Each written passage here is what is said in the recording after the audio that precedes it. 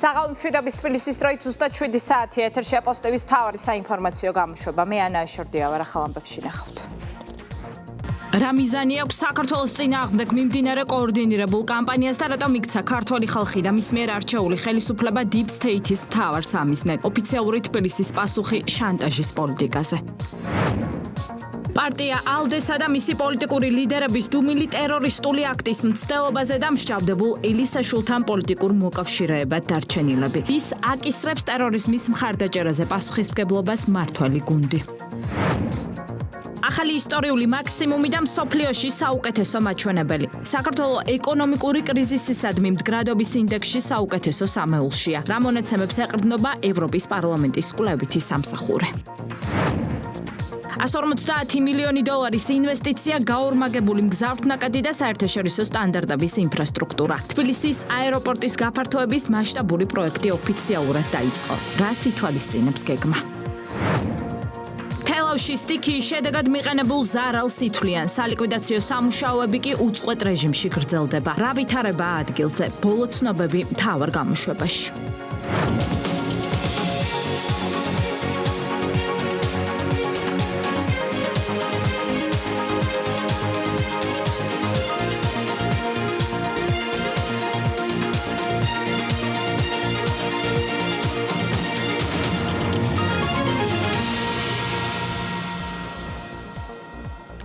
რატომ იქცა საქართველოს ქართველი ხალხი და მის მიერ კანონიერად არჩეული ხელისუფლება Deep State-ის მთავარ სამიზნედ 2022 წლის შემდეგ ოლიგარქიული ოჯახების მიერ ორგანიზებულ ზეწოლის კამპანიას პრემიერ-მინისტრი კონკრეტული ფაქტებითა და არგუმენტებით ამხელს. ირაკლი კობახიძე ამავე კამპანიის შემადგენელ ნაწილად განიხილავს ბრიუსელიდან მომდინარე დაუსაბუთებელ კრიტიკას და ევროპული ინსტიტუტების დეზინფორმაციულ რეზოლუციებსაც, რომლის მიზანიც მისივე თქმით შანტაჟის გამოყენებით საქართველოს ხელისუფლების აგენტურით ჩანაცვლებაა. საქართველოზე თავდასხმებს, რომ დემოკრატიის ხარისხთან არავითარი კავშირი არ აქვს მთავრობის მეთაურის შეფასებით, ამას მოწმობს ერთის მხრივ წარსულში მათი დუმილი სააკაშვილის რეჟიმის ავტორიტარულ მმართველობაზე, მეორე მხრივ კი დღევანდელ რეალობაში სხვა ქვეყნებში დემოკრატიასთან შეუთავსებელი პროცესების იგნორირება. 4 წლიანი უწყვეტი კოორდინირებული ზეწოლის მიუხედავად ოფიციალური თბილისი არ აპირებს Deep State-ის თამაშის წესებზე დაყოლას, რადგან პრემიერ-მინისტრის განცხადებით ეს შესაძლოა ქვეყანას სუვერენიტეტის დაკარგვის ფასად დაუჯდეს. დეტალებით საულმე გობრონიძე. მდიდარი ქართული ოცნების ხელისუფლება ქართული ხალხის დაკვეთას პირნათლად ასრულებს და ურთულეს გეოპოლიტიკურ ვითარებაში უდიდესი გამოწვევების ფონზე სუვერენიტეტის დაცვას და ეროვნული პოლიტიკის გატარებას მტკიცედ და პრინციპულად განაგრძობს, ეს თელობაც წარუმატებლობისთვის არის განწერული. ასე პასუხობს მთავრობის მეთაური საქართველოს წინააღმდეგ მიმართულ და არაფორმალური ოლიგარქიული ძალების მიერ კოორდინირებულ 4 წლიან კამპანიას, რომელშიც ევროპული ინსტიტუტები ბრძოლის ერთ-ერთ იარაღად გამოიყენება. ირაკლი კობახიძე ხაზგასმით აცხადებს, რომ ერთი და იგივე შინაარსის რეზოლუციებით, დოკუმენტებით, განცხადებებითა და სანქციებით შანტაჟის ყველა მცდელობაზე ქართული ხალხის მიერ არჩეული ხელისუფლების პასუხი ყოველ ჯერზე უცვლელი იქნება, რომ ქართული სახელმწიფო არ აყვება Deep State-ის თამაშის წესებს და მტკიცედ დაიცავს ქვეყნის სუვერენიტეტს. რატომ იქცა ქართველი ხალხი და მის მიერ არჩეული ხელისუფლება Deep State-ის მთავარ სამიზნედ? პრემიერ-მინისტრი მიზეზად 2022 წელს ხელისუფლების მკაფიო პოზიციას ასახელებს, რომ არ გახსნიდა რუსეთის წინააღმდეგ მეორე ფრონტს და არ შეუერთდებოდა დაწესებულ სანქციებს. ახლა კი არაფორმალური ოლიგარქიული ძალები ზეწოლის სხვადასხვა მექანიზმით ცდილობენ საქართველოში ეროვნული ხელისუფლების Deep State-ის მიერ მართული რეჟიმით ჩანაცვლებას. იმ ძალით, რომელმაც 2003 წლიდან 2012 წლამდე ქვეყნის ყოფნა არ ყოფნის საკითხი დღის წესრიგში დააყენა. არსებობს ცნობილი გამონათქვამი, რასაც პეტრე ამბობს პავლესზე, პეტრესე მეც ამბობს ვიდრე პავლესზე. ეს გამონათქვამი უთოს საპარლამენტო ასამბლეის მიერ რამდენიმე დღის წინ მიღებულ აბსურდულ რეზოლუციას საუკეთესოდ აფასებს. არაფორმალური ოლიგარქიული გავლენებით მოქმედი სხვა ევროპული ინსტიტუტების გავსად უკვე ეუთოც ღიად ჩართეს პროცესში, რომლის მიზანი უსამართლო და სამარცხვინო ბრალდებებით, სანქციებით და ზეწოლის თუ შანტაჟის სხვა ბერკეტების გამოყენებით საქართველოში ხელისუფლების შეცვლა და Deep State-ის მორჩილი აგენტურით მისი ჩანაცვლება.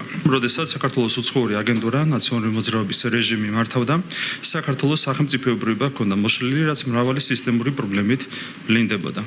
უხეში ავტორიტარიზმი, ადამიანის უფლების სისტემური და უხეში დარღვევა, გაყალბებული არჩევნები, უკანონო პატიმრებით გადავსებული ციხეები, სადამშრალო ინსტრუმენტად ქცეული სასამართლო და ძალოვანი სტრუქტურები, მონოპოლიზებული მედია, ბიზნესის რეგეტი, გარეთ დაკვეთით დაწყებული და ურთღეში წაგებული ომი, ეს იმ პრობლემების მხოლოდ არასრული ჩამონათვალია, რომლებიც Deep State-ის აგენტურის ავტორიტარულმა მმართველობამ საქართველოს შეუქმნა.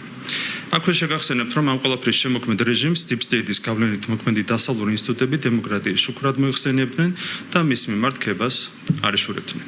ყველას გვახსოვს 2011 წლის 26 მაისი, როდესაც ნაციონალური მოძრაობის რეჟიმმა მშვიდობიანი მომიტინგეები ალყაში მოამწყდია და ისე რომ გასვლის საშუალებაც კი არ მისცა, უმოწყალოდ დაარბია, ხოლო რამდენიმე მომიტინგე მოკლა.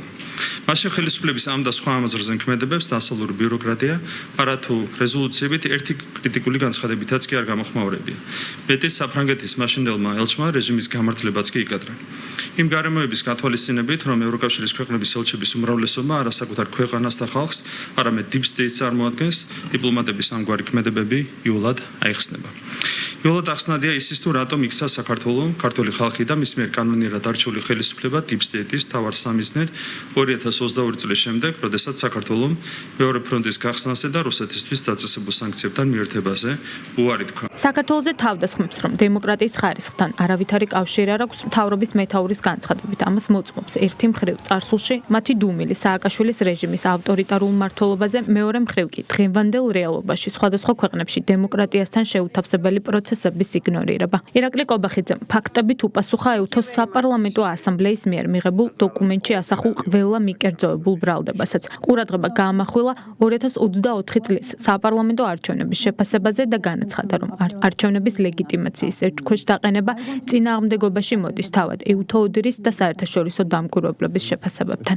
საქართველოს წინააღმდეგ იყენებენ ყველა იმ ბერკეტს, რომელიც Deep State-ს აქვს არსენალში, მათ შორის ერთ დროს ავტორიტეტულ ევროპულ ინსტიტუტებს.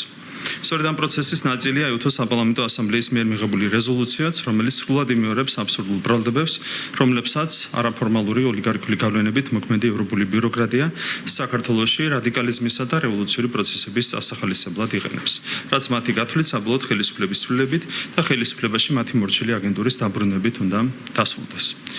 რეზოლუციაში განსახიერებული ბრალდებები, რომ აბსურდულია, ამას თავად EUTHO-s დოკუმენტები და განცხადებებიც მოწმობს. ასამბლეის მიერ მიღებულ რეზოლუციაში ეჭქვეშ არის დაყენებული 2022 წლის საპარლამენტო არჩევნების, ანუ იმ არჩევნების ლეგიტიმურობა, რომელიც თავად EUTHO-მ და უდირმა შემდგარად და კონკურენტულად შეაფასეს.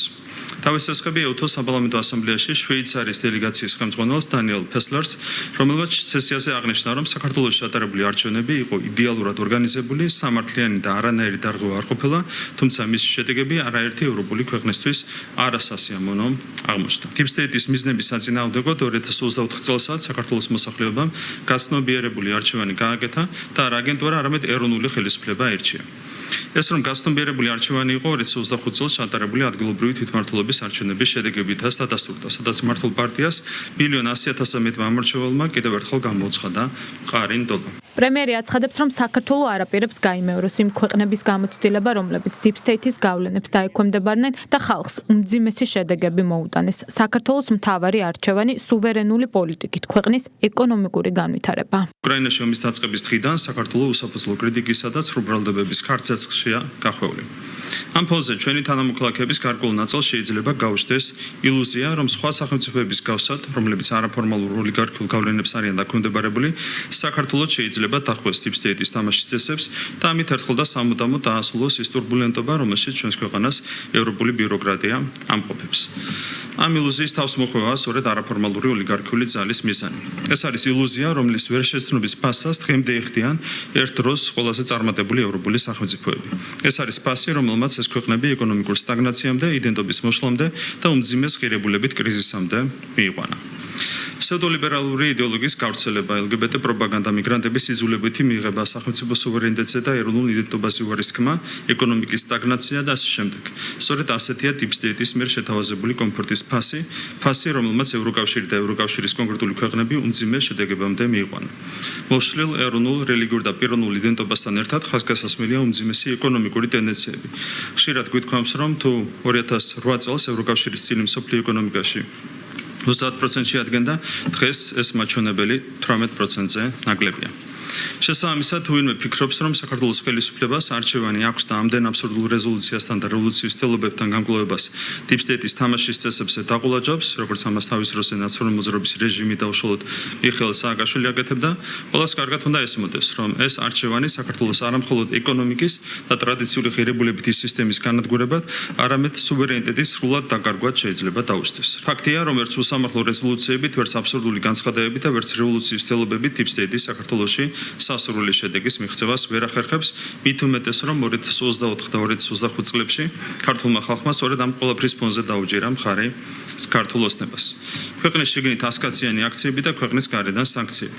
ამ ეტაპისთვის სწორედ ეს დარჩა დიპსტეიტს ერთადერთ ინსტრუმენტად საქართველოს და ქართული ხალხის წინააღმდეგ, რადგან ბოლო წლებში ჩავარდნილი რევოლუციების შემდეგ ამ კუთხით მათი რესურსი სრულად მიილია. საქართველოს წინააღმდეგ კოორდინირებული კამპანიის პროცესში იცვლება მხოლოდ ევროპარლამენტში, ევროსაბჭოს საპარლამენტო ასამბლეასა და ახლა უკვე ევთოს საპარლამენტო ასამბლეაში საქართველოს შესახებ რეზოლუციების რაოდენობა, თუმცა ქვეყნის დისკრედიტაციის მიზნით შემუშავებული ტექსტი და მოთხოვნები დოკუმენტის ავტორების მსგავსად წლიდან წლამდე უცვლელი რჩება. ჯო ვილსონი და სხვა ევროპელი ანტიქართველები არიან ჩართული ამგვარი ტექსტების შეთხუზაში, რომელიც არის პირდაპირ სიყალბე, დეზინფორმაცია, რომელსაც ავრცელებენ ევთოს საპარლამენტო ასამბლეის ხელით და რა თქმა უნდა ეს კიდევ ერთხელ ადასტურებს იმ სამწუხარო რეალობას, სადაც ჩვენ ვართ. საერთაშორისო წესებზე დაფუძნებული საერთაშორისო წესრიგი რომ მოირღვა, ამაში მარტო რუსეთის წვლილი არ არის. სწორედ ასეთი ასამბლეების წვლილიც არის, რომლებიც და კერძოდ ამ შემთხვევაში ევთოს საპარლამენტო ასამბლეა ხაზი გადაუსვა საერთაშორისო სამართალს. ეს რეზოლუცია არის გაგრძელება იმ კოლექტიური ძალისხმევის, პოლიტიკური შეტევის, რასაც ჩვენ ხედავთ ამ რამდენიმე წლის განმავლობაში, რომელიც იყო პირდაპირ დაკავშირებული იმასთან, რომ ქვეყანამ მაშინ, როდესაც ნორმად იქცა მსოფლიოში ომები, არასტაბილურობა, ქვეყანამ სახელმწიფომ გადაწყვიტა ამ ომების მოჯადოებული წრიდან გამოსვლა. და ეს არის ერთგვარი შურისძიება, პოლიტიკური შურისძიება იმ პოლიტიკური დაჯგუფებების თუ არაფორმალური გავლენების მხრიდან, რომლებმაც ვერ გადაყლაპეს, ასე ვთქვათ, ის რომ ქვეყანამ დაიწყო დამოუკიდებელი თამაში. როგორ გაგრძელდება საქართველოსა და ევთოს საპარლამენტო ასამბლეას შორის თანამშრომლობა? ეს კითხვები ჰააგაში მყოფი სხვადასხვა ქვეყნის დელეგაციამ ქართულ მხარეს სესიის დასრულების შემდეგ კულუარულად დაუსვა, მას შემდეგ რაც საქართველოს საპარლამენტო დელეგაციამ პროტესტის ნიშნად კენჭისყრის პროცესის დროს სხდომათა დარბაზი დატოვა. მთავრობის მეთაურის პასუხი მკაფიოა. თანამშრომლობა გაგრძელდება, თუმცა კავშირების ხარისხი დამოკიდებული იქნება, როგორ განაგრძობს ევთოს საპარლამენტო ასამბლეას საქმიანობას. დარჩება ჯო ვილსონის დონეზე თუ დადგება ჯო ვილსონზე მაღლა. საქართველოს მიმართ ბრიუსელის უსამართლო და აბსურდული პოლიტიკის გაგრძელებად მიიჩნევს მმართველი გუნდი კაია კალასის დღევანდელ განცხადებასაც, რომლითაც ევროკავშირის უმაღლესმა წარმომადგენელმა კვლავ საქართველოს ხელისუფლებისა და ქართველი ხალხის დაყოფას სცადა. შავი ზღვის რეგიონის მიმართ ევროკავშირის სტრატეგიულ მიდგომაზე საუბრისას კალასმა განაცხადა, რომ ევროგაერთიანებას საქართველოს მთავრობის მხარდაჭერა არ სურს და მასთან კავშირები არ აქვს. ეს კი იმ ფონზე, როდესაც დაკავშირებადობის კუთხით საქართველოს როლი არამხოლოდ რეგიონში, არამედ შუა დერეფნის კონტექსტშიც უალტერნატივოა. საქართველოს ხელისუფლება ევრობიუროკრატიის პოლიტიკის აბსურდულობაზე მიუთითებს, რომელიც ერთი მხრივ ეწინააღმდეგება ევროპულ ინტერესებს, მეორე მხრივ კი გამოხატავს ქართველი ხალხის უპატივცემულობას. დეტალებით სოსუელისაშვილი.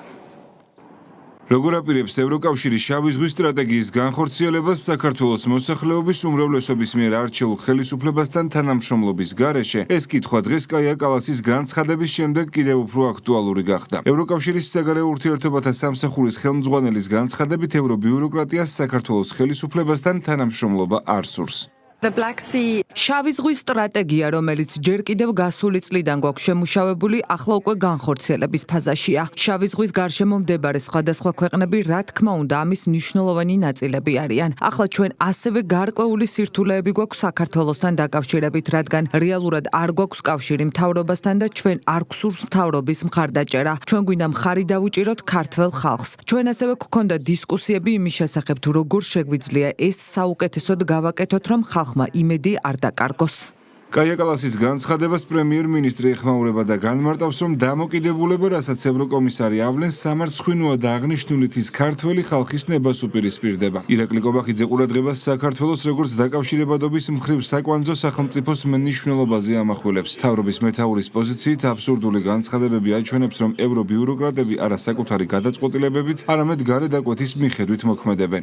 არის ქვეყანა, რუსეთის ფედერაცია, რომელიც არ აღიარებს საქართველოს სუვერენიტეტს ჩვენი ტერიტორიების 20%-ზე, არის ქალბატონი გაია კალასი, რომელიც არ აღიარებს საქართველოს სუვერენიტეტს ქვეყნის ტერიტორიის 100%-ზე. ეს არის სრულიად სამარცხვინო დამოკიდებულება. როდესაც ევროკავშირის უმაღლესი წარმომადგენელი არ აღიარებს ქართული ხალხის ნებას და უპირისპირდება ქართული ხალხის ნებას და ქართულ ხალხს, ეს არის ძალიან მძიმე მოვლენა. ძალიან სერიოზული პრობლემები აქვს ევროპას აღმოსავლეთის მიმართულებით დაკავშირებადობის კუთხით.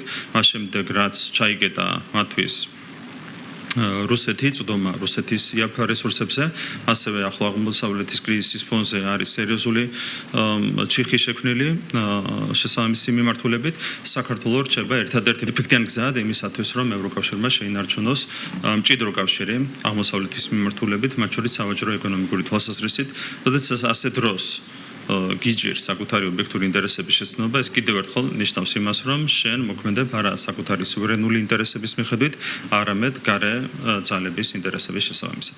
ევროკავშირის უმაღლესი წარმომადგენლის ღია პოზიციას, რომ საქართველოს ხელისუფლებასთან თანამშრომლობა არ სურს, სამწუხაროს უწოდებს საგარეო საქმეთა მინისტრი. მაკაბაჭორიშვილი ხაზგასმით აღნიშნავს, რომ საქართველოს ევროკავშირთან პატივისცემასა და ურთიერთგაგებაზე დაფუძნებული თანამშრომლობის ერთგული რჩება, თუმცა ქართველი ხალხის დემოკრატიული არჩევანის უგულებელყოფას უპასუხოდ ხელისუფლება ვერ დატოვებს. სამწუხაროა, როდესაც ევროკავშირის უმაღლესი დიპლომატი ღიად აცხადებს, რომ არ აპირებს საქართველოს მთავრობასთან თანამშრომლობას, რომელიც ქართველი ხალხის დემოკრატიული ნების საფუძველზე არჩეული. მაშინ, როდესაც ამავე ხალხის მხარდაჭერაზე საუბრობს, ნამდვილი პარტნიორობის საფუძველი დიალოგია და არა ურთიერთობისგან დისტანცირება. საქართველოს კვლავაც ერთგულია ევროკავშირთან პატივისცემასა და ურთიერთგაგებაზე დაფუძნებული თანამშრომლობის ჩვენი მოქალაქეების ინტერესების შესაბამისად და ჩვენი საერთო ევროპული მომავლისთვის. თუმცა ვერ გავჩუმდებით, როდესაც ქართველი ხალხის დემოკრატიული არჩევანი უგულებელყოფილია. დემოკრატია ნიშნავს ამ უმრჩეველთა გადაწყვეტილების პატივისცემას, არა მხოლოდ მაშინ, როდესაც ის პოლიტიკურად ხელსაყრელია.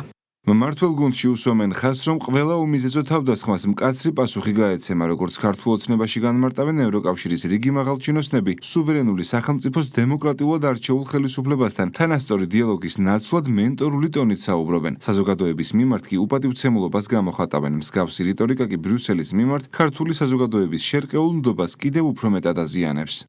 ქალბატონ კალას, ქართველი ხალხი მივაჩნივართ უუნარო ბრბოთ, რომელსაც იმისი უნარიც კი არ აგვაქვს, რომ ჩვენი ხელისუფლება შევარჩიოთ და ქალბატონი კალასის მეურვეობა გვჭირდება და ხელით უნდა გვატაროს ესტონეთის ყოფილმა პრემიერ-მინისტრმა საქართველოს და ამის გამო არის, რომ მას ამერიკის სახელმწიფო მდივანი არც კი ხვდება.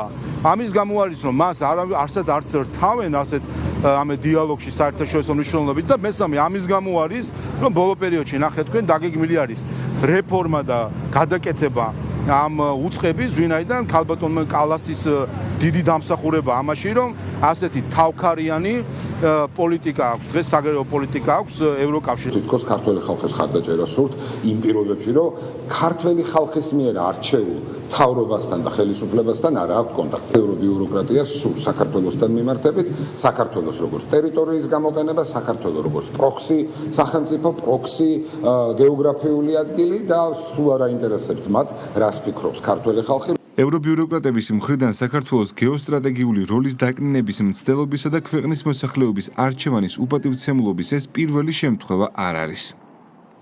საქართველოს ხელისუფლების მიმართ კრიტიკული რიტორიკის პარალელურად ამ დრომდე ევრობიუროკრატიის ყურადღების მიღმა რჩება ოპოზიციონერი პოლიტიკოსის მიერ ტერორიზმის მცდელობის ფაქტი. ალეკო ელისაშვილის მიმართ გამოტანილი გამამტყუნებელი განაჩენის შემდეგაც დუმილს ინარჩუნებს ევროპული პოლიტიკური გაერთიანება ALDE და მისი ლიდერები კაია კალასი და მარტა კოსი. ALDE-ს წევრად რჩება ლელოს კოალიციაში კი ამ დრომდე ირიცხება მსჯავრდებული ელისაშვილი. ევროპული პოლიტიკური ჯგუფის მხრიდან მძიმე დანაშაულის იგნორირება და არ დაგმობა ტერორიზმის იდეოლოგიური მხარდაჭერის ტოლფასია ხელისუფლებისთვის. ანა შანიძე გიამბობთ. ალეკო ელისაშვილის მიერ სასამართლოს შენობის დაწვის მცდელობიდან 196 დღეს ისევ დუმილის რეჟიმშია ALDE, რომლის პოლიტიკურ ოჯახში ცვლელოა. ევროპული ჯგუფისთვის დუმილის დარღვევის საფუძველი არც სასამართლოს გადაწყვეტილება გამხდარა. ლელოს წევრის მიმართ ტერორიზმის მცდელობის ფაქტზე გამამტყუნებელი განაჩენის მიუხედავად, ALDE უარს ამბობს მძიმე დანაშაული უწოდოს და მას გაემიჯნოს. ლიბერალებისა და დემოკრატების ალიანსის ეს დამოკიდებულება ტერორიზმის იდეოლოგიურ მხარდაჭერაზე მიუთითებს ხელისუფლებისთვის. ტერორიზმის მიმართ სოლიდარობა არის სრულად ახალი მწვერვალი, რაც დაიპყრო როგორც ადგილობრივი აგენტურა, ასევე მათმა პატრონაჟმა ქვეყნის გარეთ. ეს კიდევ ერთხელ მეტყველებს იმ ტრაიგულ მდგომარეობაზე, რომელიც არის შექმნილი როგორც ევროპულ ბიუროკრატიაში, ასევე ადგილობრივ აგენტურაში. ყველამ ძალიან კარგად იცის თუ რა მოხდა საქალაქო სასამართლოში, ადამიანმა ცადა სასამართლოს შენობის დაწვა, რაც არის ყველა ქვეყნის კანონმდებლობის შესაბამისად ტერორისტული აქტის კვალიფიკაციის მქონე აქტი. აქედან გამომდინარე, ასეთ დროს არ გამიჯნა ასეთი ქმედებისგან თავისთავად მეტყველებს საერთო სულისკვეთებაზე პოლიტიკური ტერორიზმი და ჩვეულებრივი ტერორიზმი, ზოგადი ტერორიზმი არის მათთვის აბსოლუტურად მისაღები მოვლენა.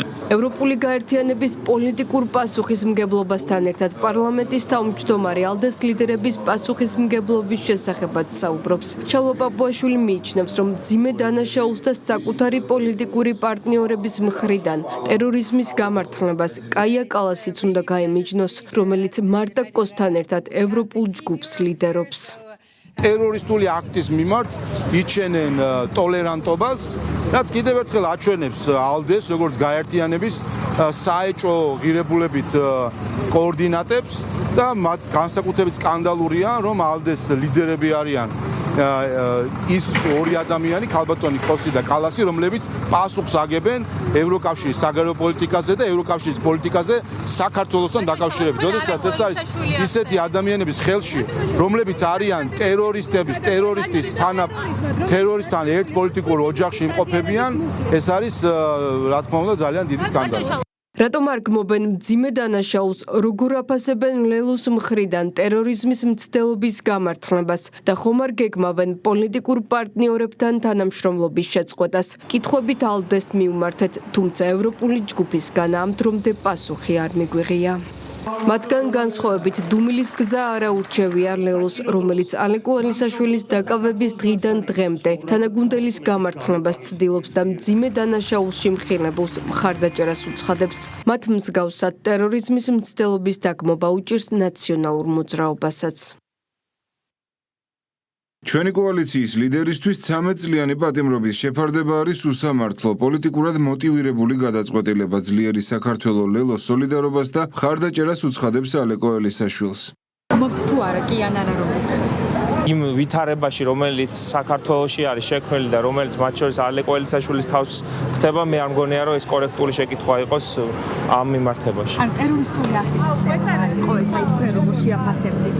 თუ კი არ შევაფასებდი ამას როგორც ტერორისტული აქტის მცდელობა, ცალსახად.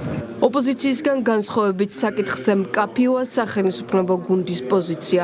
ქართული ოცნება მძიმე დანაშაულზე ევროპული გაერთიანების დუმილს იმ პოლიტიკის გაგრძელებად მიიჩნევს, როდესაც ევრობიუროკრატია წლების განმავლობაში სიძულვილის, ზიზღის ენისა და სახელმწიფო ინსტიტუტებზე თავდასხმის ფაქტებზე სიჩუმით საქართველოში ძალადობას ახალისებდა.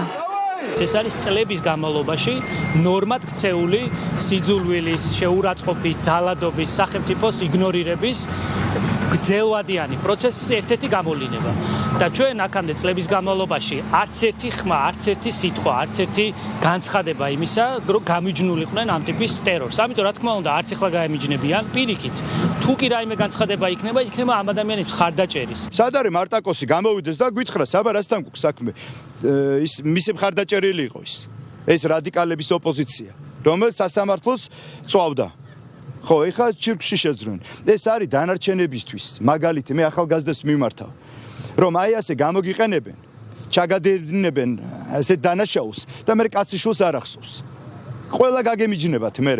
როგორც ეხლა ელისაშვილს გაემიჯნენ. ტერორისტული აქტის ჩადენის მცდელობის ფაქტზე ალეკო ელისაშვილს 13 წლიანი პატიმრობა რამდენიმე დღის წინ მიესაჯა. სასამართლო პროცესზე გამოკვლეული მტკიცებულებებით დადასტურდა, რომ ცეცხლსასროლი იარაღითა და საბრძოლო მასალით შეიარაღებული ელისაშვილი სასამართლოს კანცელარიის შენობაში შეიჭრა. ნივთებსა და დოკუმენტაციას დიდი რაოდენობით აღნებადი ნივთიერება დაასხადა ცეცხლის წაკითებით, ხანძრის გაჩენას სცადა, თუმცა განზრახვის სრულნაში მოყვანა მანდატურების სამსახურის თანამშრომლების მყისიერი რეაგირების გამო ვერ მოახერხა.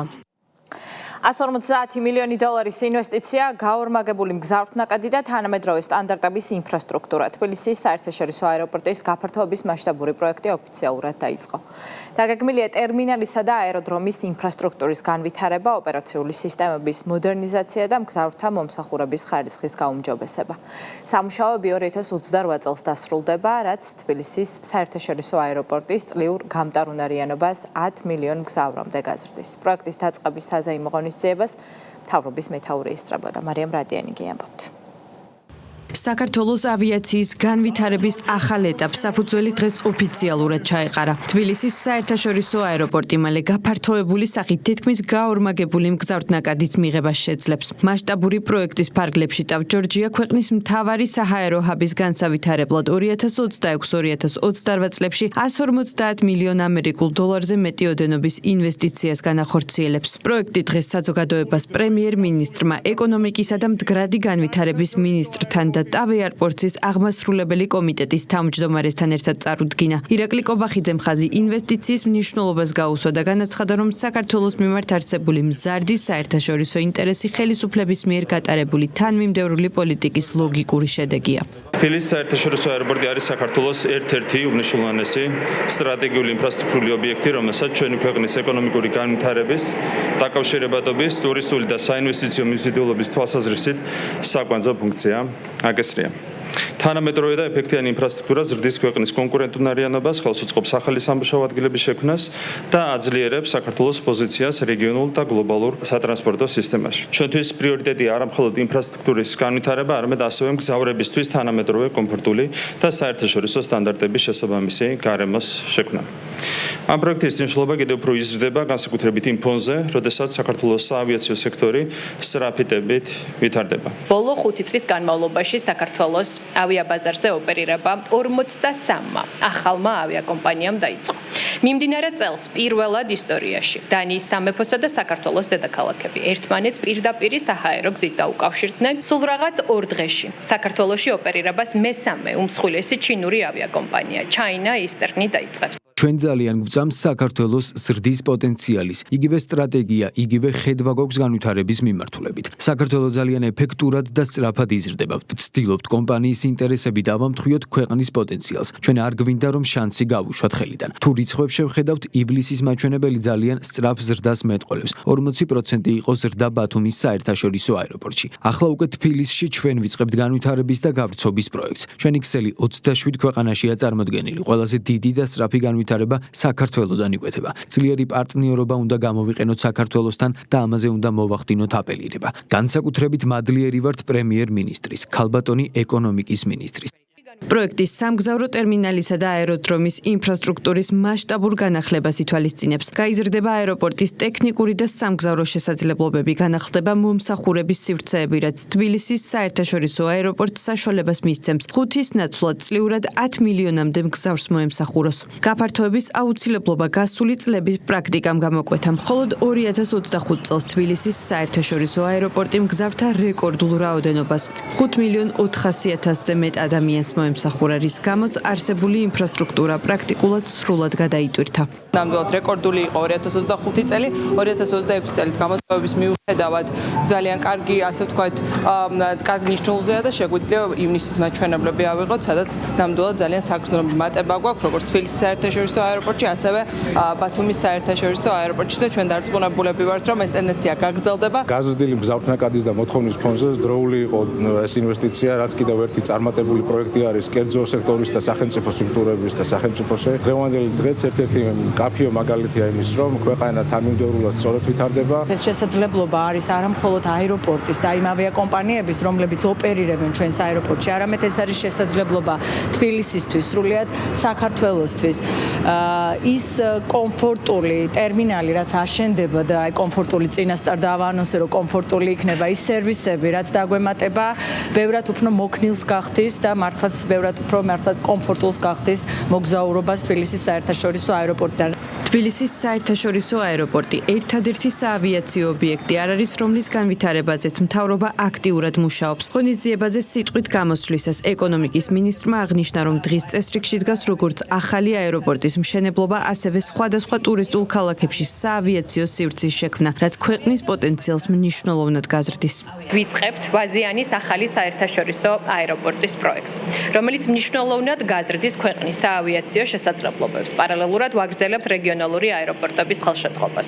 უახლოეს მომავალში დაგეგმილია თელავის ადგილობრივი დანიშნულების აეროპორტის განვითარება და მესტიის აეროპორტისთვის ახალი სამგზავრო ტერმინალის მშენებლობა. თბილისის საერთაშორისო აეროპორტის გაფართოების პროექტის ხელშეკრულებას ხელი 2025 წლის იანვარში საქართველოს აეროპორტების გაერთიანებას, ეკონომიკის სამინისტროსა და ფრანგული საავიაციო ჯგუფის შვილობილ კომპანიას TAV Georgias შორის მოეწერა. მასშტაბური ინვესტიცია ქვეყნის მთავარი აეროპორტის საოპერაციო შესაძლებლობების გაზრდის გარდა ხელს ახალი სამუშაო ადგილების შექმნას, ტურიზმისა და თავის მხრივ ეკონომიკის განვითარებას შეუწყობს. ისტორიული შედეგი ეკონომიკური კრიზისისადმი მდგრადობის ინდექსში და საქართველოს ხელისუფლების სწორი პოლიტიკის მორგი აღიარება. შეფასების 10 ბალიანი სისტემით ჩვენმა ქვეყანამ 9.66 ქულა მიიღო, ახალი ისტორიული მაქსიმუმი დააფიქსირა და მსოფლიოს საუკეთესო 60-ში მოხვდა. დადებითი შეფასებით ნორვეგიისა და საქართველოს შემდეგ შვეიცარია გამოირჩევა. ეკონომიკური კრიზისისადმი მდგრადობით ევროპაში ბოლო ადგილზეა უკრაინა. ევროპის პარლამენტის კვლევითი სამსახურის რეიტინგი მსოფლიო ბანკის და საერთაშორისო სავალუტო ფონდის თემატურ მონაცემებს ეფუძნება. ჩვენი ქვეყნის მორიგ წარმატებაზე ბორენა უნიანი გიამბობთ. საქართველოს ეკონომიკური კრიზისისადმი მდგრადობით ისტორიულ მაქსიმუმზეა. ევროპარლამენტის კვლევითი სამსახურის ეგრეთ წოდებული ნორმანდიის 2025 წლის ანგარიშით ქვეყანა 10 ბალიანი სისტემიდან 9.66 მეასედი ქულა მიიღო. პირველ ადგილზე ნორვეგია, მეორეზე საქართველო, მესამეზე კი საუდის არაბეთი. პრემიერ-მინისტრის განცხადებით ჩვენი ქვეყნის ეკონომიკურ სტაბილურობას და უსაფრთხოებას ეფექტიანი ეკონომიკური პოლიტიკა განაპირობებს და სწორედ ამის გამოხატულებაა ის რეიტინგები, რომლებიც ქვეყნდება. ის რომ საუდის არაბეთსა და ნორვეგიას შორის არის მოქცეული ჩვენი ქვეყანა ეფექტიანობის თვალსაზრისით და კრიზისების მიმართ მედეგობის თვალსაზრისით, ესეც ძალიან საინტერესოა, იცით რომ ორივე არის ნავთობით მდიდარი ქვეყანა, ჩვენ არ გვაქვს ნავთობი, მაგრამ გვაქვს ეფექტიანი ეკონომიკური პოლიტიკა და სწორედ ამის დამსახურებაა ის, რომ ჩვენ ვინარჩუნებთ ეკონომიკურ სტაბილურობას მიუხედავად არაერთი კრიზისისა, რომელიც განვითარდა ამ წლების განმავლობაში ჩვენს გარშემო. ეკონომიკური კრიზისისადმი მდგრადობით ევროპის ქვეყნებში დადებითი შეფასებით ნორვეგიისა და საქართველოს შემდეგ შვეიცარია გამოირჩევა. რეიტინგში ბოლო ადგილს უკრაინა იკავებს, მოლდოვა ერთი ადგილით ჩამორჩება რუსეთს, რომელიც თავის მხრივ ჩამორჩება ბელორუსს. ყველა მაკროეკონომიკური პარამეტრი ნორმის ფარგლებშია და მაკროეკონომიკური მაჩვენებლები არის საკმაოდ ძლიერი.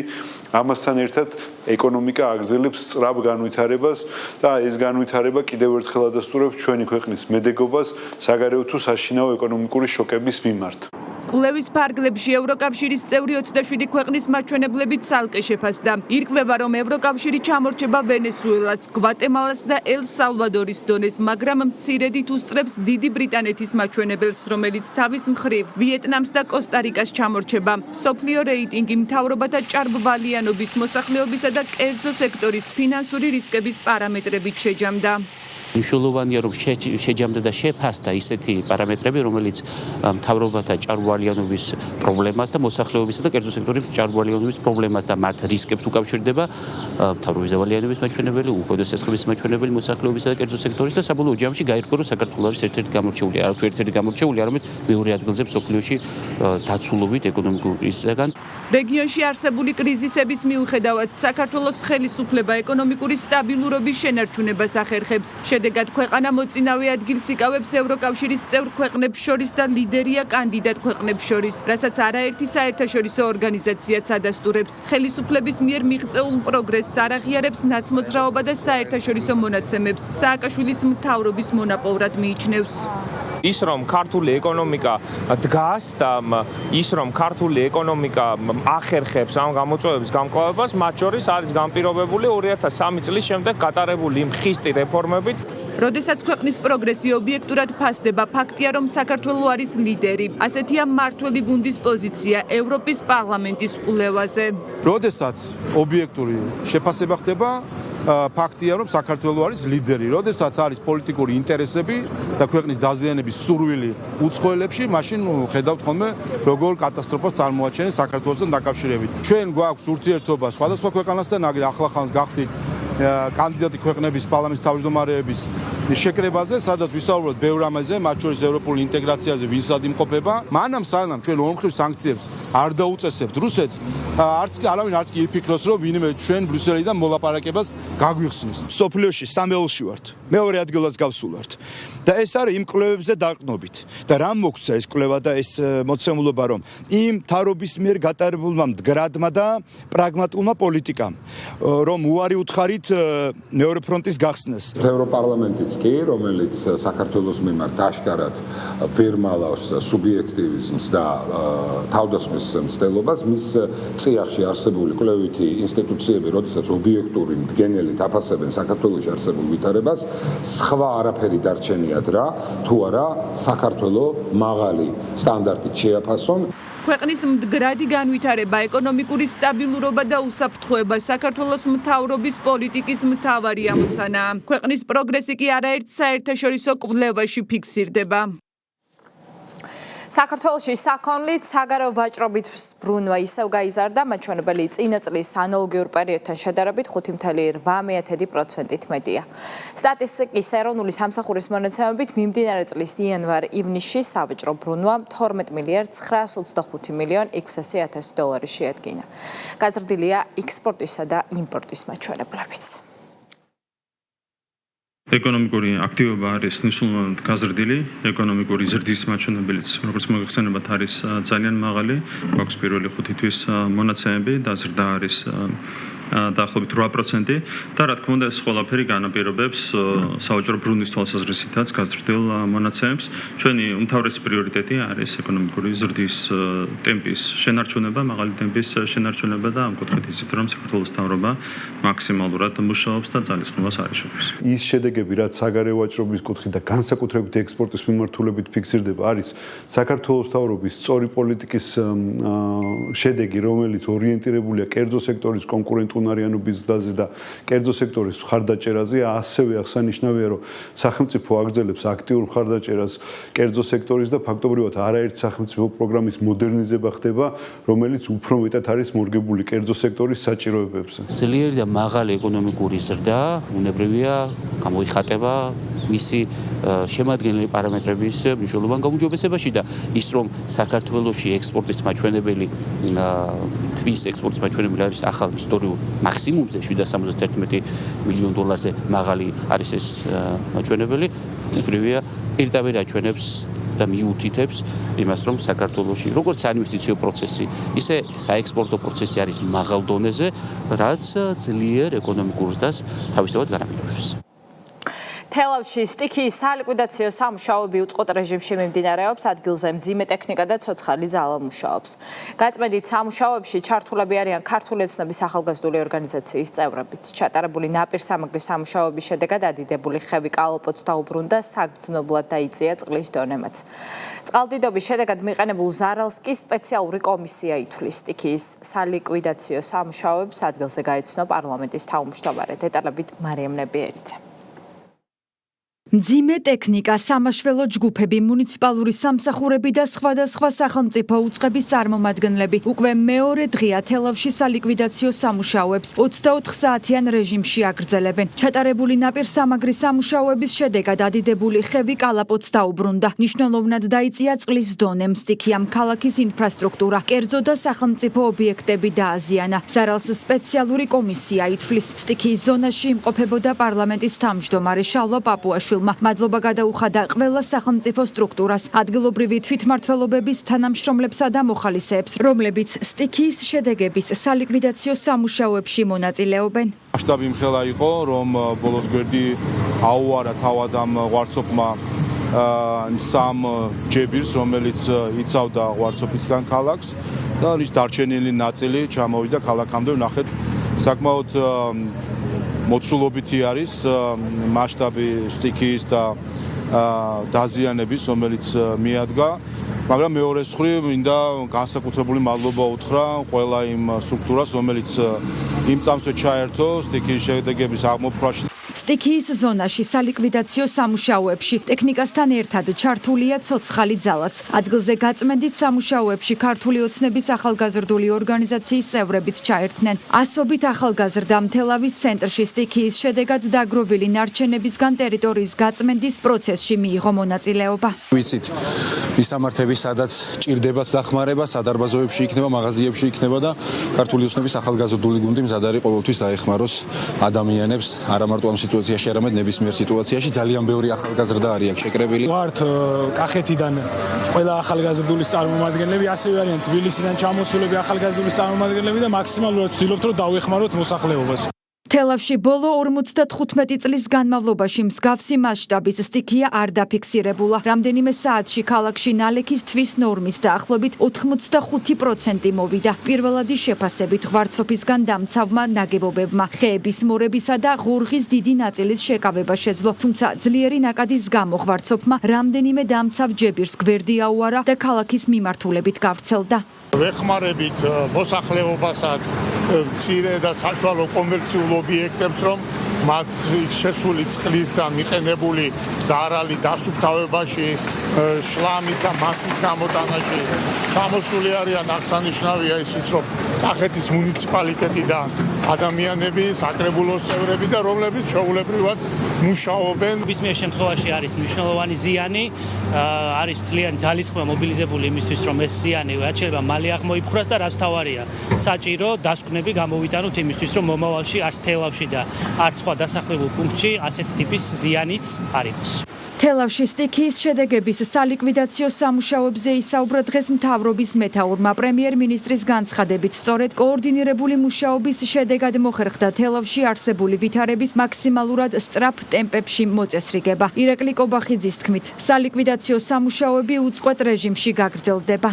კოორდინირებული მუშაობის შედეგი იყო ის, რომ მაქსიმალურ სტრატებში მოხერხდა თელავის გაწმენდა სტიქიის შედეგებისგან და რა თქმა უნდა სამუშაოები ამ მიმართულებით გაგრძელდება.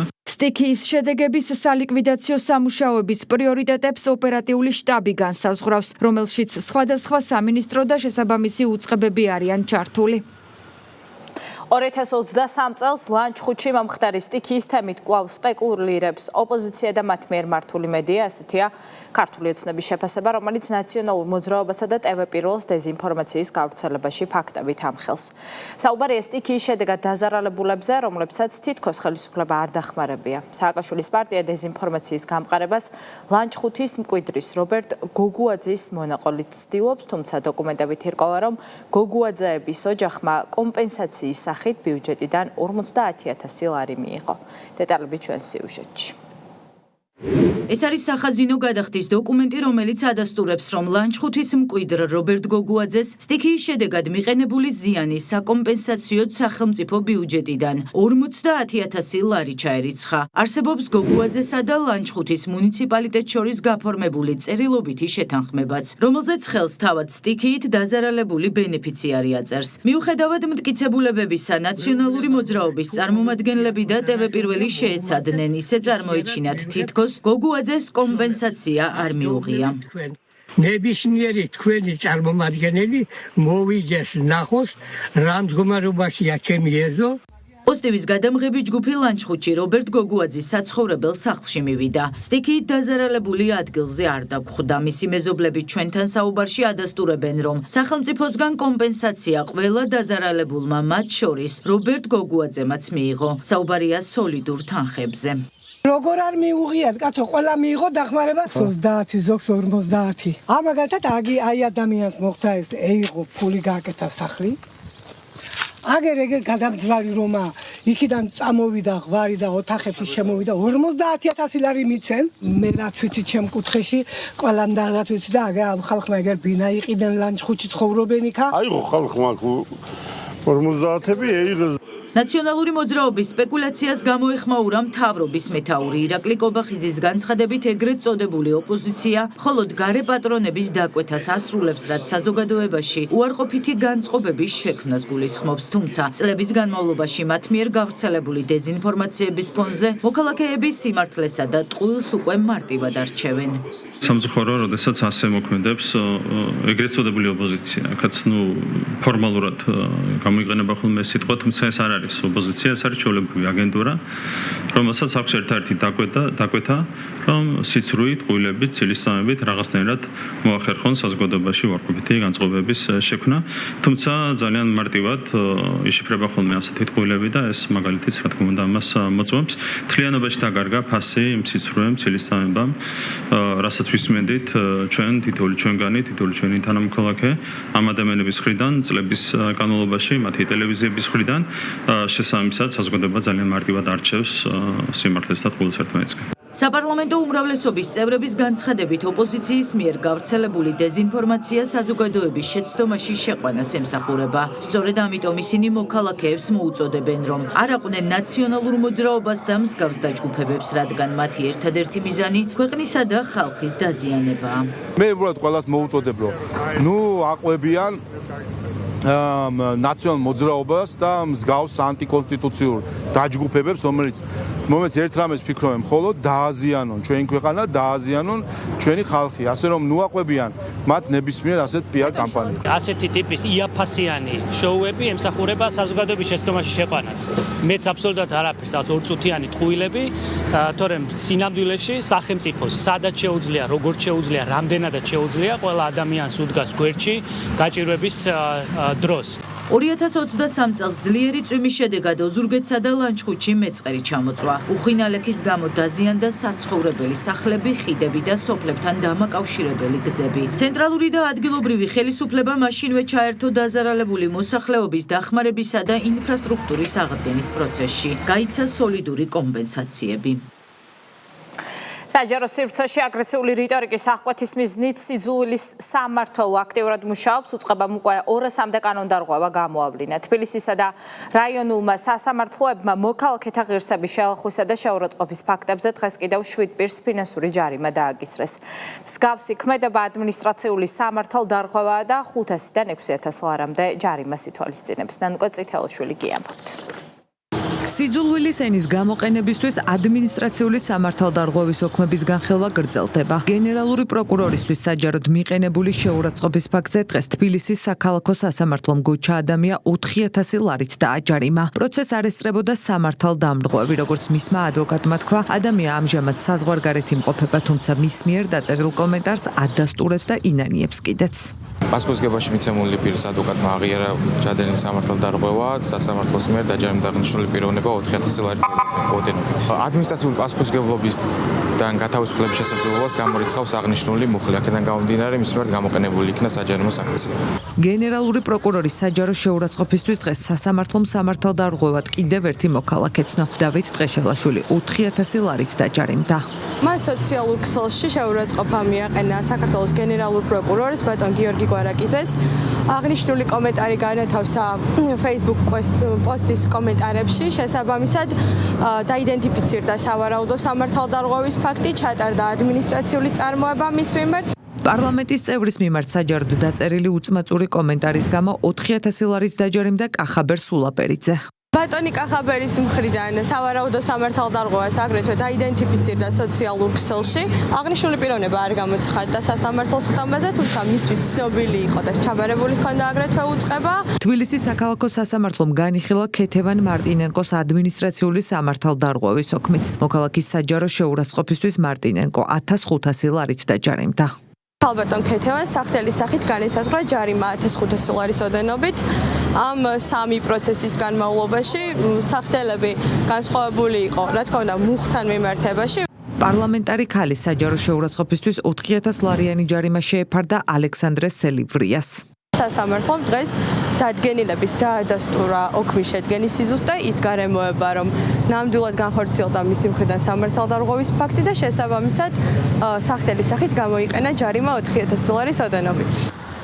თბილისის გარდა სიძულვილის ენის გამოყენებისთვის ადმინისტრაციული სამართალდარღვევის ოქმი განიხილა წყალტუბოს მაგისტრატმა სასამართლომ. ქართული ოცნების საპატიო თავმჯდომარისა და ვიცე-სპიკერის მიმართ საჯაროდ განხორციელებული შეურაცხყოფელი კომენტარის გამო ბონდო იობიძე სამართალდარღვევად ცნეს და 1500 ლარით დააჯარიმეს. სასამართლომ გაიზიარა შინაგან საქმეთა სამინისტროს მიერ წარდგენილი მტკიცებულებები, რომლითაც უტყუარად დასტურდებოდა, რომ აღნიშნული კომენტარი შეურაცხყოფელის სახის იყო ბატონი ბონდო იობიძის მიერ დაწერილი, შესაბამისად სნო სამართალდამღვრევად და სახთელის სახით დააკისრა ჯარიმა 1500 ლარის ოდენობით. ადვოკატის მიმართ საჯაროდ დაწერილი შეურაცხყოფელი კომენტარისთვის ციური ადეიშვილი 500 ლარით დააჯარიმა სამტრედიის რაიონულმა სასამართლომ.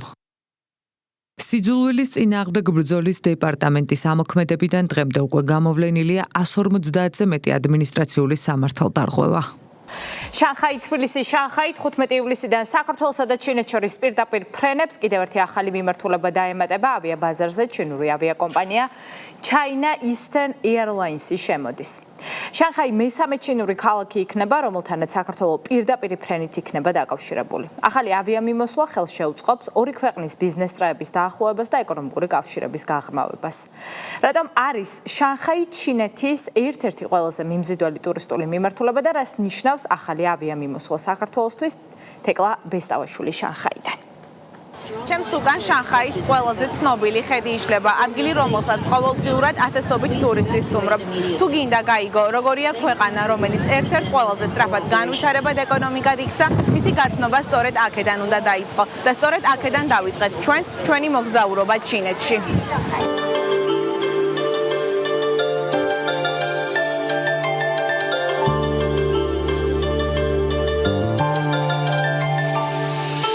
შანხაის ყველაზე ცნობილი სანაპირო და ქალაქის ისტორიული გულია. სწორედ აქ იწყება შანხაის ისტორია როგორც საერთაშორისო სავაჭრო ცენტრის და სწორედ აქ ყველაზე თვალსაჩინოდ ჩანს მისი გარდაქმნა თანამედროვე მეგაპოლისად. ერთ მხარეს გასული საუკუნის ევროპული სტილის ისტორიული შენობებია, მეორე მხარეს კი ფინანსური რაიონი ცათამბჯენებით, რომლებიც თანამედროვე ჩინეთის ეკონომიკურ ძალასა და განვითარების ტემპს ასახავს. სწორედ ამ კონტრასტმა აქცია ეს სანაპირო არა მხოლოდ შანხაის, არამედ მთელი ჩინეთის ერთ-ერთ ყველაზე ცნობილ სავიზიტო ბარათად.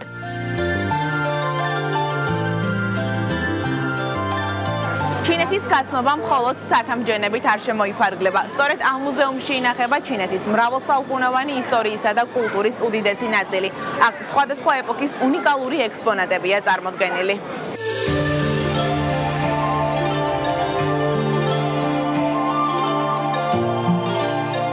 თუ ეს მუზეუმი ჩინეთის ისტორიას გვიყვება, შემდეგი გაჩერება მის შემოქმედებით სახეს გვაცნობს. ჩინეთის ხელოვნების მუზეუმში ტრადიცია და თანამედროვე ხელოვნება ერთმანეთს ხვდება. ექსპოზიციები აჩვენებს, როგორ ახერხებს ქვეყანას სწრაფი განვითარების პარალელურად საკუთარი კულტურული იდენტობის შენარჩუნებას.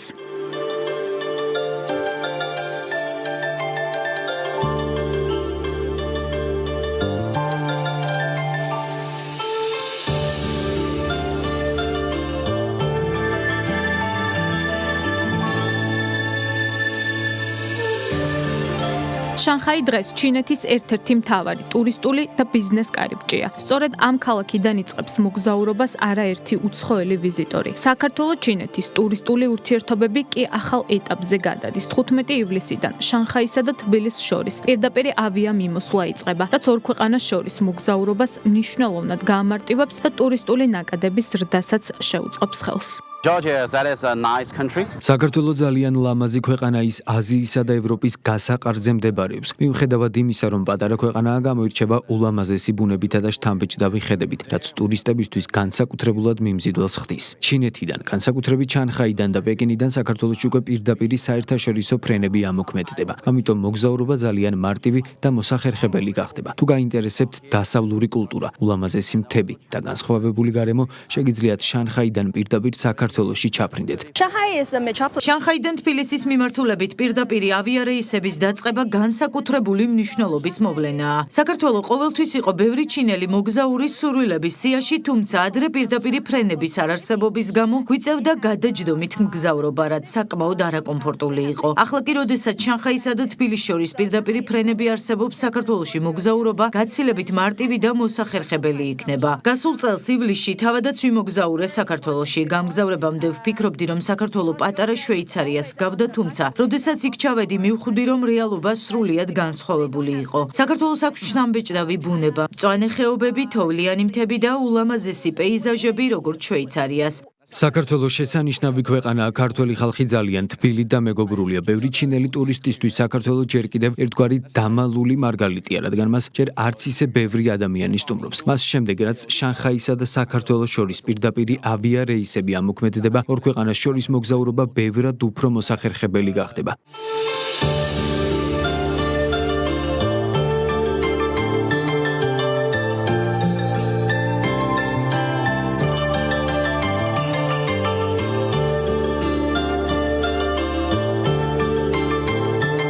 ქალაქის თანამედროვე სახეზე საუბარი შეუძლებელია ამ კოშკის გარეშე. თითქმის 9 კილომეტრიანი კოშკი 10 წლეულებია შანხაის ერთ-ერთი მთავარი სიმბოლოა და ყოველწლიურად მილიონობით ვიზიტორს მასპინძლობს. ისტორიული მემკვიდრეობა, თანამედროვე არქიტექტურა, კულტურა და სწრაფი განვითარება. ეს შანხაია, ქალაქი, რომელიც ჩინეთის შესაძლებლობებს მსოფლიოს აცნობს. უახლოესი დღეებიდან კი საქართველოსთან კიდევ უფრო ახლოს იქნება პირდაპირი ავიარეისებით.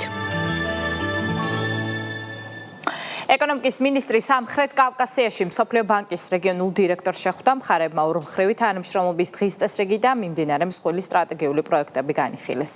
განსაკუთრებული ყურადღება დაითმო ანაკლიის ღრმაწყვოვანი ნავსადგურის განვითარების ახალ მოდელს. მარიამ ქრუიშვილის განცხადებით, როლანდ პრაისთან შეხვედრა ნაყოფიერი იყო, სადაც დეტალურად განიხილეს საერთაშორისო ფინანსური ინსტიტუტის პოტენციური ჩართულობა ანაკლიის ღრმაწყვოვანი პორტის შემდგომი განვითარების უმნიშვნელოვანეს ფაზაში.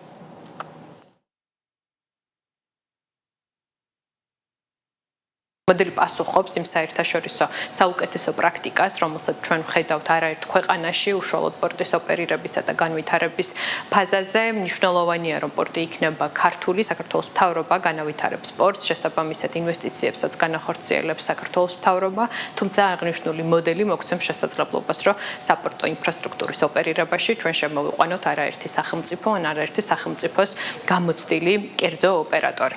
მნიშვნელოვანია ის, რომ შეხვედრის ფარგლებში ჩვენ ასევე ვისაუბრეთ სახელმწიფოს მზადყოფნაზე, იმ მიმდინარე სამშენებლო სამუშაოებზე, რომელიც უკვე მიმდინარეობს ანაკლიის ღრმაწყვოვან პორტში, უშუალოდ აღრმავებითი სამუშაოებისა და ტალღუტეხის სამუშაოების მიმართულებით. ჩვენთვის ყოველთვის დიდი პატივია, როდესაც მთავრობა მოგმართავს, რათა მათთან ერთად ვიფიქროთ ქვეყნის მნიშვნელოვან განვითარების მიზნებზე. ვიცით, რომ ანაკლიის პორტი საქართველოს მთავრობის ერთ-ერთი საკვანძო სტრატეგიული პროექტია. დღეს მინისტრმა არსებითად დასვა კითხვა იმის შესახებ, თუ როგორ და რა ფორმით შეძლებს მსოფლიო ბანკი ამ პროცესის მხარდაჭერას. ეს იყო პირველადი შეხვედრა, სადაც ვისაუბრეთ იმაზე, თუ რა ამბიციები აქვს პროექტს, ვადების, ასევე მისი კომპლექსური ხასიათის თვალსაზრისით. ეს შეიძლება მოიცავდეს თავისუფალ ინდუსტრიულ ზონას, სპორტის სახმელეთო ინფრასტრუქტურას, რკინიგზასა და ავტომაგისტრალს. ვეცადეთ განგვესაზღვრა, რა შეიძლება იყოს მისი სპეციფიკური მახასიათებლები, რა მოცულობის დოკუმენტაცია აქვს მთავრობას უკვე ხელთ და რა დასჭირდება მას მომავალში. ლენდლორდის მოდელი მსოფლიო მასშტაბით პორტების მართვისთვის ძალიან ტიპური მოდელია და მიმაჩნია, რომ ის რეალურად უფრო პოპულარული მიდგომაა. საგარეო საქმეთა მინისტრმა საქართველოში ინდოეთის ელჩთან გაცნობიტი ხასიათის შეხვედრა გამართა, მხარეებმა ორ ქვეყანას შორის ურთიერთობების დინამიკა და პარტნიორობის განვითარების პერსპექტივები განიხილეს. აღინიშნა ორმხრივი სავაჭრო-ეკონომიკური ურთიერთობების პროგრესი. საუბარი ასევე შეეხო სხვადასხვა სფეროში თანამშრომლობის გაღრმავების მნიშვნელობას. მაკა ბოჭორიშვილმა ინდოეთის ელჩს, რომელიც მისიის შესრულებას მარტიდან შეუდგა, მომავალ საქმიანობაში წარმატება უსურვა.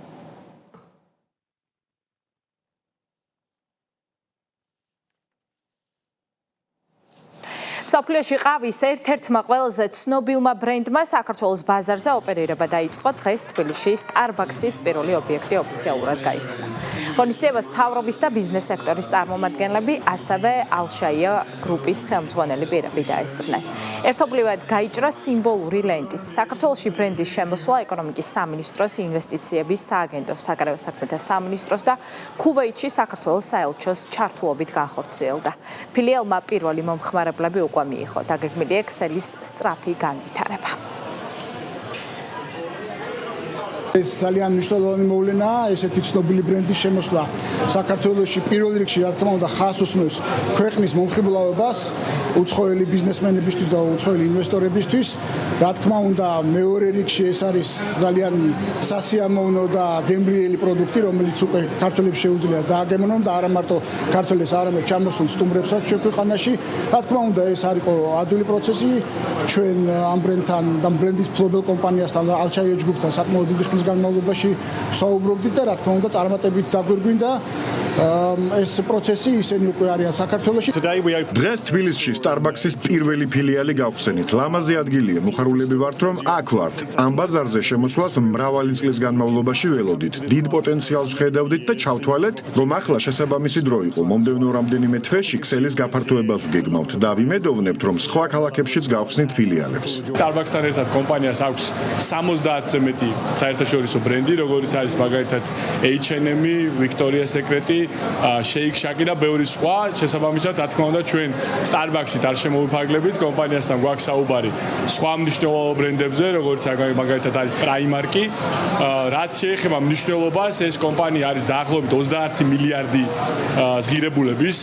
შესაბამისად, ესეთი კომპანიის დაინტერესება საქართველოში არის, რა თქმა უნდა, ძალიან მნიშვნელოვანი. Starbucks-ის და ალშაია ჯგუფის ინვესტორის ალშაია ჯგუფის შემოსვლა საქართველოში კიდევ ერთი მნიშვნელოვანი ნდობის გამოცხადება არის საქართველოს მიმართ, ქართული ეკონომიკის მიმართ, იმ ეკონომიკური განვითარების, იმ ეკონომიკური მაჩვენებლის მიმართ, რაც საქართველოს აქვს ბოლო 5 წლის განმავლობაში, ზოგადად იმ საინვესტიციო და ბიზნესის კეთების გარემოს მიმართ, რომელსაც საქართველოს მთავრობა წლიდან წლამდე უზრუნველყოფს და თქვენ იცით, რომ საქართველო ლიდერობს ბოლო ვიტყოდი 10 წლის გაწლეულის განმავლობაში ყველაზე წამყვან საერთაშორისო რეიტინგებში.